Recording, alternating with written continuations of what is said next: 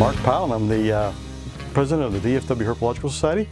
I've been doing that for over 20 years, so we like to come out to different events and do different educational things for people to learn about reptiles and amphibians. This is the eastern hognose. These seem to be fairly common here in Hood County. They're also known as spreading adders. That's another name for it, because they like to spread out their head. They'll look like a cobra sometimes if they get really upset.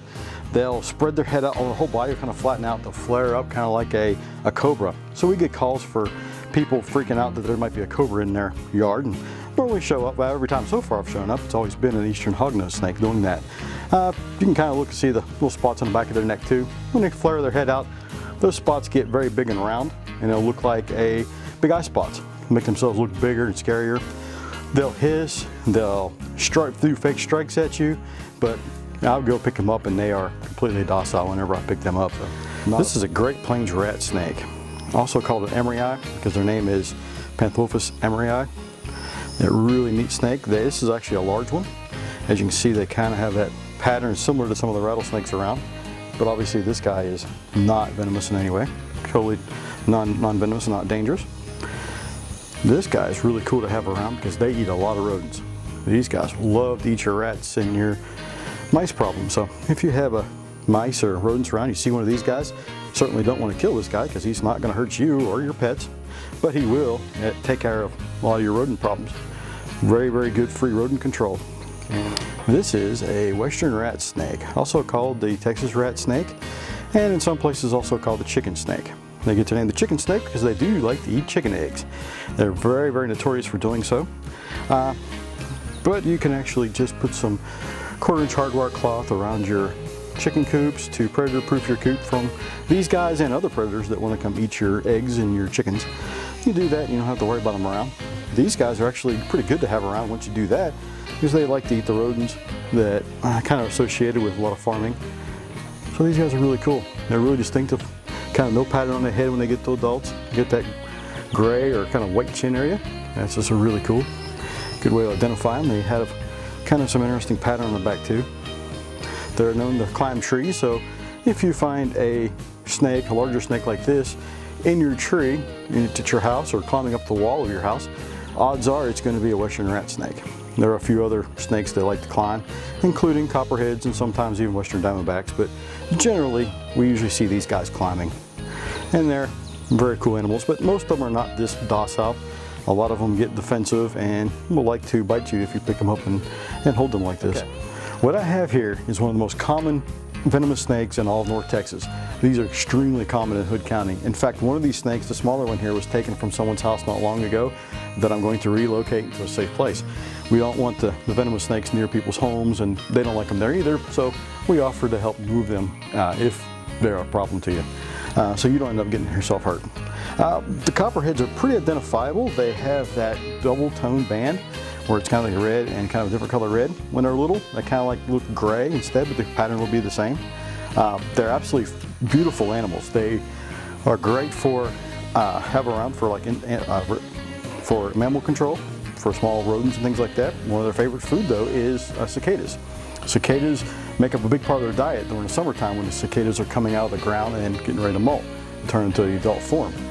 They really love those so much that we can find multiple snakes in people's yards during the summertime in the evenings, which makes it very important when you go outside to cover your feet. Put on some type of shoe or closed-toe shoe on. A boot is great. Don't walk out barefoot. Don't walk out with sandals on, and make sure you have a bright light to be able to see those guys. Once you see them, not hard to get away from. They don't chase you or anything like that. You just back away and they will go on their own. If you want to kind of scare them so hopefully they don't come back ever again, you can hit them with some water, a water hose and things like that, and they'll get away from them and they'll go away. We're a big predator to them and they don't like us to be around. And the next little snake we have is the western Massasauga rattlesnake. These are a neat little snake. They're a little harder to identify, and they're fairly common here in Hood County. You can find these around. They're not as common as, say, the western diamondback, but you can see the top of their head kind of has a lightning bolt pattern, and the upper part of their body has like a little a Pac-Man shape or a heart shape, and they do have a rattle. Even the babies, which are very small, only about this long, will have at least a button on the end of the tail. It won't come to a sharp point like other snakes will.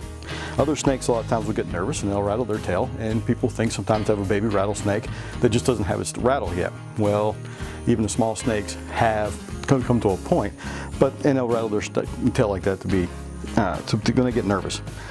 This guy is eating small mammals, and this is actually a large specimen too.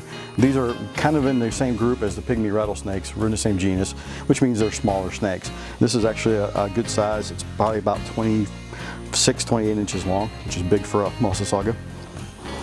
The coral snake. The coral snake is a really neat snake, and there are a few of these in Hood County. Some have been found around Pecan Plantation and other places. Fairly uncommon to find. They usually stay under leaf litter, they're fossorial, and they're eating other snakes, things like smaller rough earth snakes and things you find around. Neat snake. They are not really aggressive. They are pretty passive. They're quick to get away, and they don't like to hang around. Usually you just see a quick glimpse of these guys taking off. If you're lucky enough to see them for longer than that, take a photo, enjoy them.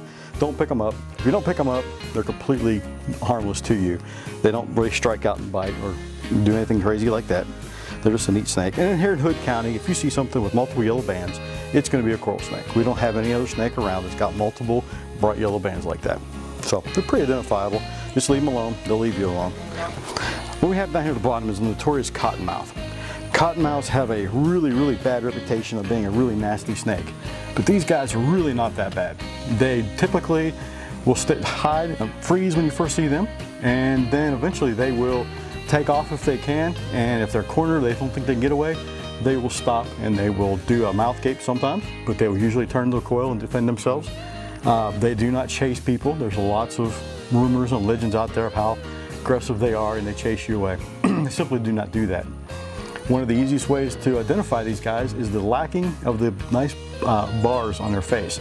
If you look at his face, it's just kind of got a nice dark patch across the eye, and then a later section with some black big blotching, not vertical nice even bars like our water snake here on the bottom has.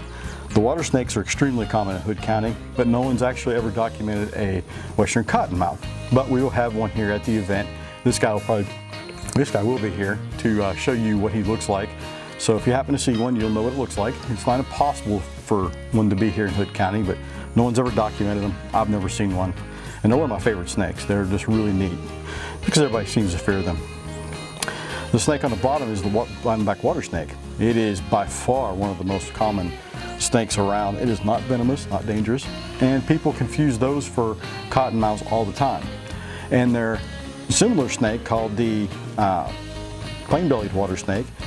It is a dark snake, kind of like this guy when it gets to an adult size, but it'll have thin white banding across the back, and it'll have a very nice vertical bars like you see on this guy has. They're very cool little snakes. These can get 4 to 5 feet long, as big around my arm. The plain bellies don't get nearly that big, maybe 3 feet, about the biggest I've seen in Hood County. They're very, very cool. Not to be mixed up with the cottonmouths. These guys won't hurt you unless you pick them up. They're not venomous, but if you pick them up, they'll probably bite you and musk you and make you stink really bad. They're kind of a cool snake.